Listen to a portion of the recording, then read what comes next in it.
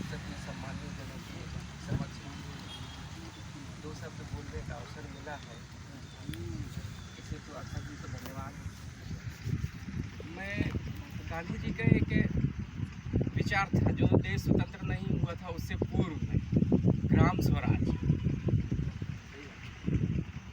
आज भी इसके पूर्व जब जितनी नीतियां बनी हुई हैं, जैसे हमारे राजधानी में या केंद्र सरकार ने, वहाँ कुछ लोग बैठ कर के और अपनी नीति बनाते थे। लेकिन गांधी जी क्या सोचते थे, बहुत पहले उनके विचार में था कि ग्राम स्वराज अपने गांव के विकास को करने के लिए गांव का व्यक्ति ही अच्छे से जान सकता है।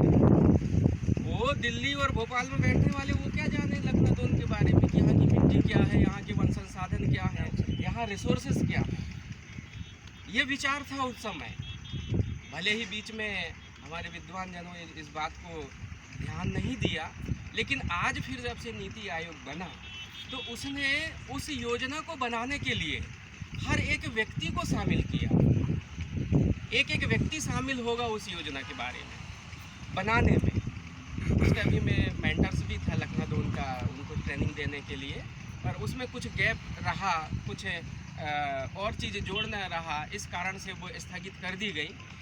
लेकिन उसमें ये रहा कि जो वार्ड मेंबर होते हैं वो अपने वार्ड में जाकर के अपने उस वार्ड के कितने व्यक्ति हैं उनसे वह पूछेगा कि आपको क्या रोजगार करना है, कैसे आपको अपना जीवन यापन करना और आपकी आवश्यकता क्या है। वो ला करके पूरा डाटा कलेक्ट करके अपनी पंचायत में देते, तो हर एक व्यक्ति उसमें जुड़ जाता। ये आज हम कर रहे हैं, लेकिन गांधी जी ने कब सोच लिया था? 1947 के पहले, जब देश आज़ाद नहीं हुआ था, उसके पहले उनके दिमाग में ये बात चल रही थी। यदि हो सकता था तो पहले ही ये बात, यदि ये नीति लागू कर दी जाती तो शायद हमारा देश आज हर एक व्यक्ति आत्मनिर्भर होता, हर एक व्यक्ति के हाथ में रोजगार होता। ऐसा उनका सपना था, ऐसा उनका सोचना था ग्राम स्वराज के लिए।